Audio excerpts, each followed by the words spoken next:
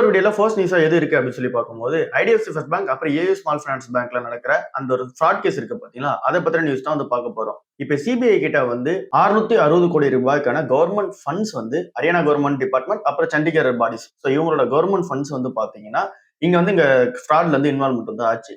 அதுக்காக வந்து சிபிஐ கிட்ட அந்த ஒரு கேஸ் வந்து இங்க மாறுச்சு. சிபிஐ வந்து ஒரு 6 லொகேஷன்ல வந்து இப்ப சர்ச்சஸ் வந்து ஆரம்பிச்சிருக்காங்க.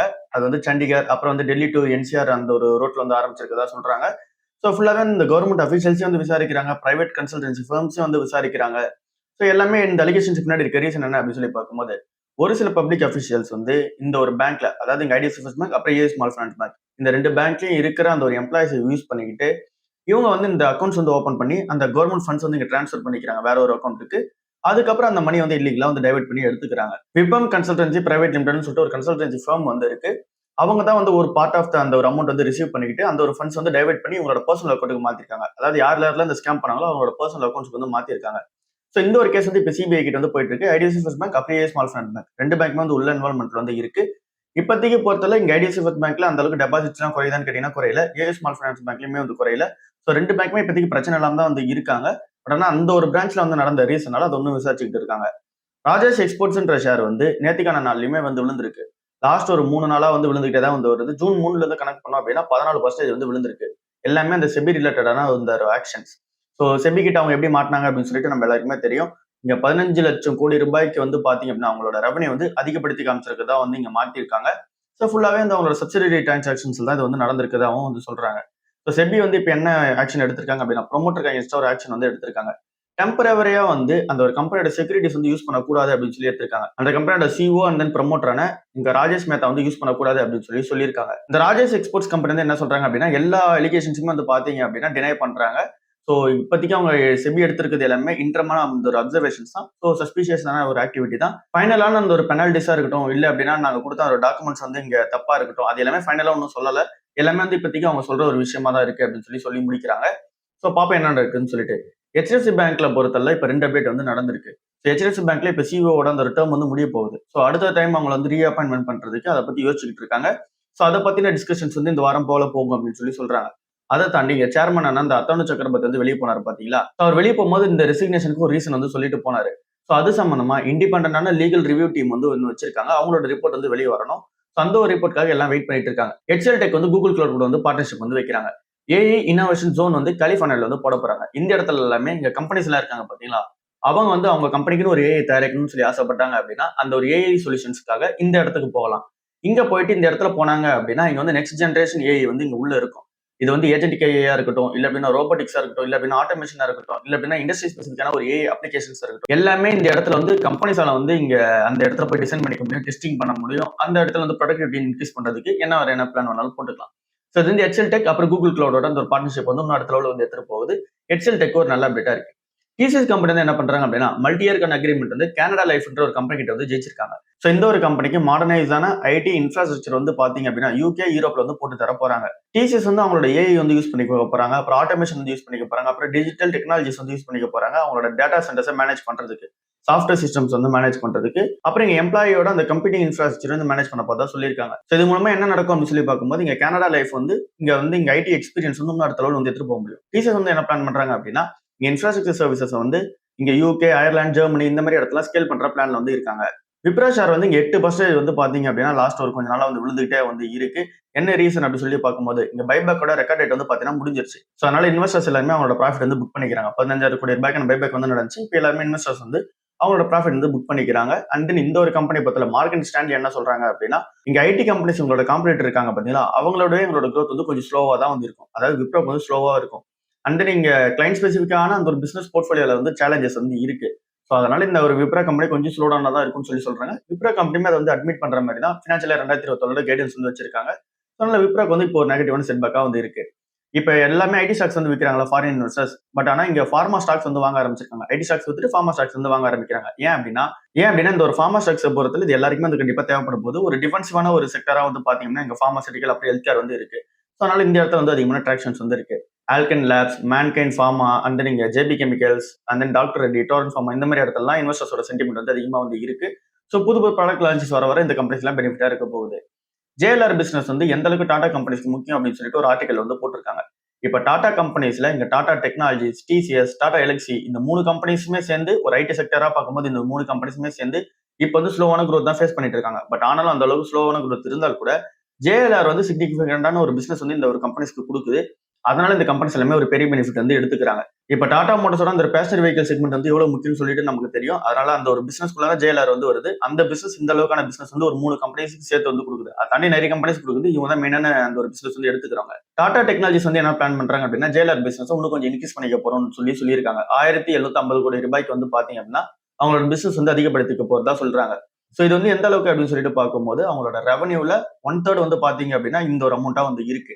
சோ இதை தாண்டி இங்க TCS, Tata LXi, Tata technologies எல்லாருமே சேர்ந்து இந்த ஒரு ஜேஎல்ஆர் ரிலேட்டடான ப்ராஜெக்ட்ல மட்டுமே 6000 கோடி ரூபாய் ரெவன்யூ வந்து மேக் பண்ணிக்கிறாங்க.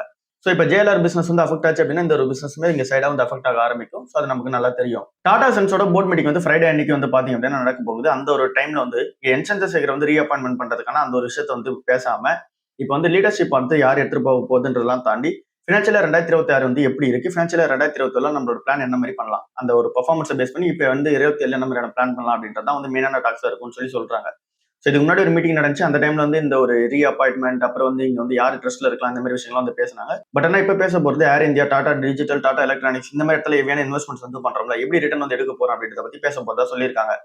சோ பாப்போம் என்ன நடக்குதுன்னு சொல்லிட்டு இந்த ஒரு மீட்டிங் வந்து முடிஞ்சிட்டு வெளியே வந்தாதான் நமக்கு வந்து தெரியும். இதை தாண்டி மேகில் மிஸ்டர் வந்து என்ன சொல்லியிருக்காரு அப்படின்னா டாடா ட்ரஸ்டோட அந்த லீடர்ஸ் மேல, அதாவது இன்க்ளூடிங் நியோல் டாடா மேலேயுமே வந்து சேர்த்து என்ன சொல்லியிருக்காரு அப்படின்னா கமிஷன்ஸ் வந்து டாடா சன்ஸ்ல இருந்து வந்து பாத்தீங்கன்னா இவங்களுக்கு வந்து போயிருக்கு.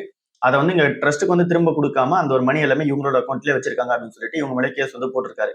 இது வந்து நியோல் டாடா மேல 1 கோடி ரூபாய் வந்து சொல்லியிருக்காரு. விஜய் சிங் வந்து 20 கோடி ரூபாய் வந்து டாடா குரூப் ஆஃப் கம்பெனிஸ்ல இருந்து இங்க வந்து எடுத்திருக்காங்க. பட் ஆனா திரும்ப அந்த குரூப் ஆஃப் கம்பெனிஸ்ல ஒன்னும் போடல அப்படின்ற மாதிரி வந்து சொல்லியிருக்காரு. சோ இவர் வந்து நிறைய வந்து லீகலான ஆக்ஷன்ஸ் வந்து எடுத்துட்டு தான் இருக்காரு. அண்ட் தென் இங்க வந்து டாடா ட்ரஸ்ட்டுக்கு ஒரு அட்மினிஸ்ட்ரேட்டர் வேணும் அப்படின்றதையும் வந்து இவர் டிமாண்டா வந்து வச்சிருக்காரு. சோ பாப்பா என்ன நடக்குதுன்னு சொல்லிட்டு கால்ஸ்பேக்னு சொல்லிட்டு நமக்கு ஒரு கம்பெனி தெரியும். சோ அந்த ஒரு கம்பெனி வந்து ஐபி வந்து வரப்போறாங்க. சோ இது வந்து இந்த சரக்கு கம்பெனி தான். சோ இவங்க வந்து ஐபி வந்து வரப்போறாங்க. சோ இந்த ஒரு ஐபி வந்து 2026 ஜூன் அப்ப வந்து பாத்தீங்க அப்படின்னா அந்த ஒரு பிசினஸ்க்கான அந்த ஒரு ஃபைலிங் வந்து போட போறாங்க. மேபி 2026லயே வந்து ஐபி வரதுக்கான சான்சஸ் இருக்குதா சொல்றாங்க. $700 மில்லியன் ஐபி வந்து வரப்போறாங்க. இந்த ஐபிஓல ஃபுல்லாவே செகண்டரி ஷேர்ஸ்ல தான் வந்து இருக்க போகுது. அப்படின்னா ஃப்ரெஷ் இஷ்யூஸ் வந்து திரட்ட போறது கிடையாது. ஏற்கனவே இருக்க எக்ஸிஸ்டிங் இன்வெஸ்டர்ஸ் வந்து மணி வித்துட்டு வெளியே போறாங்க. சோ இந்த ஒரு கம்பெனி எந்த அளவுக்கு இந்தியாவில் வந்து ஸ்ட்ரென்த்தா இருக்காங்க அப்படின்னு சொல்லி பார்த்தோம் அப்படின்னா கால்ஸ்பேக் இந்தியா வந்து செகண்ட் லார்ஜஸ்ட் பிரீவரா வந்து இருக்காங்க. அதாவது இங்க கன்சியூம் பண்ற அந்த ஒரு ஆல்கஹால்ல இந்த கம்பெனி ஆல்கஹால் வந்து இந்தியாவிலே வந்து 2வது இடத்துல வந்து இருக்கு. 22% மார்க்கெட் ஷேர் வந்து வச்சிருக்காங்க. 14 பிரீவரிஸ் வந்து வச்சிருக்காங்க.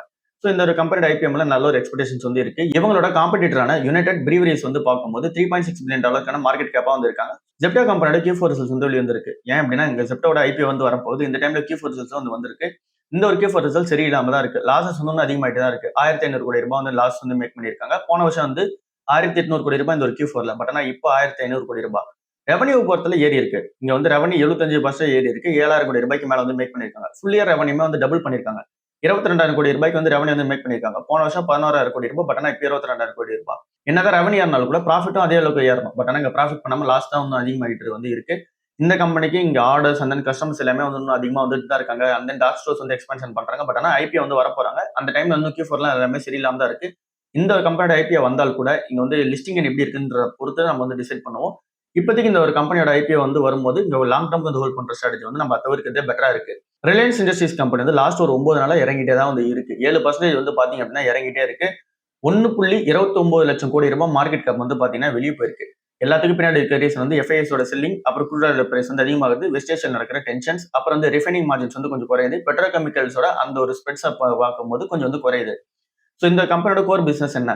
ஆயில் டு கெமிக்கல்ன்ற பிசினஸ். அந்த ஒரு பிசினஸோட எபிட்டா வந்து பார்க்கும்போது 3.7% வந்து விழுந்திருக்கு. ரீட்டைலோட growth பொறுத்தவரை ஸ்லோவா வந்து இருக்கு. புது எனர்ஜி அப்புறம் ஏஐ ப்ராஜெக்ட்ஸ் எல்லாமே வந்து பாத்தீங்கன்னா லாங் டர்ம் பே தான். இப்போதைக்கு ஷார்ட் டர்ம்ல வந்து ரெவன்யூ ஜென்ரேட் பண்ணி கொடுக்காது. அதனால இந்த ஒரு கம்பெனி வந்து இன்னும் நெகட்டிவா தான் வந்து இருக்கு. ஆர்பிஐ வந்து டாலர் உள்ள கொண்டு வர விதமா special dollar rupees swap windows அப்படின்னு சொல்லிட்டு ஒன்று வந்து ஓப்பன் பண்ணிருக்காங்க. இந்த ஒரு விண்டோல வந்து ஃபாரின் மணி வந்து அட்டாக் பண்ற மாதிரி நிறைய விஷயம் வந்து எடுத்துட்டு வந்திருக்காங்க. ஸோ இங்க வந்து பேங்க்ஸ் வந்து பாத்தீங்கன்னா இந்த ஒரு ஃபாரின் மணி வந்து எடுத்துட்டு வரதுக்கு வந்து பாத்தீங்கன்னா ஹெல்ப் பண்ணி கொடுப்பாங்க ஆர்பிஐக்கு. ஸோ ஆர்பிஐயோட பிளான் என்ன சிம்பிளா சொல்லி பார்க்கும்போது இங்க டாலர் வந்து பாத்தீங்கன்னா உள்ள எடுத்துட்டு வரணும். ஸோ அதுக்காக தான் இந்த ஒரு பிளான் வந்து பண்ணிருக்காங்க. இது வந்து ஃபுல்லாவே பேங்க்ஸுக்கு வந்து வரும். பட் ஆனா இது வந்து பாத்தீங்க அப்படின்னா ஷேர் மார்க்கெட் வந்து வராது. ஷேர் மார்க்கெட்டுக்கு வரும்போது ஷேர் மார்க்கெட் வந்து ஏற ஆரம்பிக்கும். பட் ஆனா இப்போதைக்கு நம்ம டாலர்ஸ் வந்து ஏத்திக்கிறதுக்காக இந்த ஒரு பிளான் வந்து பண்ணிருக்காங்க. சில்வர் ETF பொறுத்தவரை நேற்றுக்கான நாள்ல 6% வந்து விழுந்திருக்கு. சில்வருமே நேற்றுக்கான நாள் வந்து விழுந்திருக்கு. ஸோ இந்த ஒரு மாசத்துல மட்டுமே 20% வந்து சில்வர் வந்து விழுந்திருக்கு. ஆல் டைம் இருந்து கணக்கு பண்ணோம் அப்படின்னா கிட்டத்தட்ட 50% கீழே தான் வந்து இருக்கு. ஸோ எல்லாமே இந்த இருக்க பின்னாடி ரீசன் வந்து இங்க ஃபெட்டோட இன்ட்ரெஸ்ட் ரேட் வந்து பாத்தீங்கன்னா ஹைக் பண்ணலாம் அப்படின்ற அதுக்கான சான்சஸ் இருக்கு அப்படின்ற மாதிரி மார்க்கெட்ல வந்து ஃபீல் பண்றாங்க. அதனால சில்வர் வந்து இங்க வந்து விழுந்திருக்கு. சேம் கோல்டுமே அதே மாதிரி வந்து விழுந்திருக்கு. பட் ஆனால் கோல்டோட சில்வர் வந்து அதிகமா வந்து விழுந்திருக்கு. ஸோ இது வந்து இன்னும் டென்ஷன்ஸ் வந்து கண்டினியூ பண்ணிட்டே இருக்கு. ஸோ என்ன நடக்குது அப்படின்னு சொல்லிட்டு வெயிட் பண்ணி பார்ப்போம். கிஃப்ட் நிஃப்டியோட சிக்னல் வந்து எப்படி இருக்கு? இன்னைக்கான நெகட்டிவா தான் வந்து ஸ்டார்ட் ஆக போகுது. 70ல இருந்து 74 பாயிண்ட்ஸ் வந்து பாத்தீங்கன்னா நெகட்டிவ்ல இருக்கு. ஸோ பாப்போம் எப்படி நெகட்டிவா ஸ்டார்ட் ஆகுது அப்படின்னு சொல்லிட்டு. நேத்திக்கு நாள் ஃபுல்லாவே நெகட்டிவா தான் இருக்குன்னு சொல்லியிருந்தோம். அதே மாதிரி நெகட்டிவா தான் வந்து க்ளோஸ் ஆயிருக்கு. 1% வந்து நிஃப்டி 50 அண்ட் தென் சென்செக்ஸ் ரெண்டுமே வந்து ஒரு பர்சன்டேஜ் வந்து விழுந்திருக்கு. இன்னைக்கான நாளுமே மார்க்கெட் கொஞ்சம் ஃபிளாட்டா இருக்கிறதுக்கான சான்ஸ் இருக்கு. இல்ல அப்படின்னா கீழே விழுறதுக்கான சான்சஸ் வந்து இருக்கு. யூஎஸ் மார்க்கெட்டை பொறுத்தவரை இன்னைக்கான நாள்ல கொஞ்சம் வந்து அப்சைட் வந்து போயிருக்கு. ஜப்பான் மார்க்கெட் அண்ட் தென் வந்து இங்க சவுத் கொரியா மார்க்கெட் எல்லாமே கொஞ்சம் சூப்பரா வந்து அப் ஆயிருக்கு. அண்ட் தென் இப்ப பிரெண்ட் கூட வந்து பார்த்தோம் அப்படின்னா $95 per பேரல் வந்து இருக்கு. எஃப்ஐஎஸ் வந்து நேற்றுக்கு நாள் 5500 கோடி ரூபாய் வித்திருக்காங்க. டிஐஎஸ் வந்து 5100 கோடி ரூபாய்க்கு வந்து பாத்தீங்க அப்படின்னா பை பண்ணிருக்காங்க. ஸோ இப்போ நம்ம வேர்ல்ட் நியூஸா வந்து பார்த்தோம் அப்படின்னா இஸ்ரேல் வந்து இங்க ஈரான் மேல அட்டாக் நடக்கிறத வந்து பாத்தீங்கன்னா ஸ்டாப் பண்ணி வச்சிருக்காங்க. இது வந்து அபிஷியலா சீஸ்ஃபயர்ன்ற மாதிரி வந்து கிடையாது. ஆனா டெம்பரரியா வந்து ஸ்டாப் பண்ணி வச்சிருக்காங்க. ஈரானுமே அட்டாக் பண்றதை ஸ்டாப் பண்ணி வச்சிருக்காங்க. ஒருவேளை இஸ்ரேல் வந்து திரும்ப அந்த ஆபரேஷன்ஸ் வந்து லெபனான் வந்து வச்சாங்க அப்படின்னா திரும்ப நாங்க வந்து அட்டாக் பண்ணுவோம் அப்படின்னு சொல்லிட்டு ஈரான் வந்து சொல்லியிருக்காங்க. ட்ரம்ப் என்ன சொல்றாரு அப்படின்னா ரெண்டு சைட்லயுமே வந்து என்ன சொல்றாரு அப்படின்னா சீரியஸா வந்து பாத்தீங்கன்னா இந்த சீஸ்ஃபயர் வந்து எடுத்துட்டு போவாங்க. மிக்சடான சிக்னல்ஸ் வந்து கொடுக்காதீங்க பீஸ் டாக்ஸ்ல. ஸோ ரெண்டு பேருமே வந்து இந்த பீஸ் டாக்ஸ் வந்து ஒத்து போவாங்க அப்படின்ற மாதிரி வந்து சொல்லியிருக்காரு. யூஎஸோட இன்வால்மெண்ட் அப்புறம் இங்க மிலிட்டரி ஆக்ஷன்ஸ் வந்து எப்படி இருக்கு அப்படின்னு சொல்லி பார்க்கும்போது இங்க ஈரான் வந்து இங்க மிசைல் அட்டாக் நடத்துறாங்க அப்படின்னா அந்த ஒரு மிசைல வந்து பாத்தீங்கன்னா இன்டர்செப்ட் பண்ணி விடுறது, அதாவது வந்து தடுத்து விடுறது வந்து யூஎஸ் ஃபோர்ஸஸ் வந்து பண்ணிட்டு இருக்காங்க. ஸோ சிம்பிளா சொல்லணும் அப்படின்னா இஸ்ரேல் மேல ஈரான் வந்து என்ன டார்கெட் வச்சாங்க அப்படின்னா அந்த ஒரு மிசைல்ஸ் எல்லாமே வந்து பார்க்கும்போது இன்டர்செப்ட் வந்து பண்ணி விட்டுறாங்க, அதாவது மாத்தி விட்டுறாங்க. ஸோ இது வந்து யூஎஸ் வந்து பாத்தீங்கன்னா இஸ்ரேலுக்கு வந்து இங்க ஹெல்ப் பண்ணிட்டு தான் இருக்காங்கிறது நல்லா தெரியுது. ஸோ ட்ரம்ப்மே இஸ்ரேலுக்கு வந்து பாத்தீங்கன்னா வார்னிங் வந்து கொடுக்குற அட்டாக்லாம் எதுவும் தேவையில்ல. ஸோ டிப்ளமசியா வந்து போயிடும் அப்படின்ற மாதிரி வந்து சொல்லியிருக்காரு. ஸோ இன்னைக்கான நாளுமே பிரெண்ட் கூட வந்து கொஞ்சம் ஏறி இருக்கு. ஸோ இன்னும் ஸ்டேட் ஆஃப் ஹார்மஸ்ல வந்து டென்ஷன்ஸ் கண்டினியூ ஆயிட்டு தான் இருக்கு. ஈரான் வந்து ஸ்டேட் ஆஃப் ஹார்மஸ் திரும்ப கையில் எடுத்துட்டோம் அப்படின்ற மாதிரி வந்து சொல்லியிருக்காங்க. ஸோ ஓவராலா இதான் இன்னைக்கான இருக்கிற மார்க்கெட் நியூஸா வந்து இருக்கு. ஸோ எல்லாமே வந்து மார்க்கெட்ல வீக்கா தான் வந்து இருக்கு. நம்ம நேற்று தான் ஸ்டாக்ஸ் டு கன்சிடர் வீடியோ வந்து போட்டிருந்தோம். ஸோ ஒன்று ரெண்டு இந்த மாதிரி கன்சிடர் பண்ணிட்டே போவோம். ஸோ அது வந்து இருக்கிற பெட்டரான டைமா வந்து இருக்கு. இப்போதைக்கு மார்க்கெட் வந்து வீக்கா தான் இருக்க போகுது. ஸோ இவ்வளவுதான் இன்னைக்கு வீடியோ. அடுத்த வீடியோ சந்திப்போம். பாய்.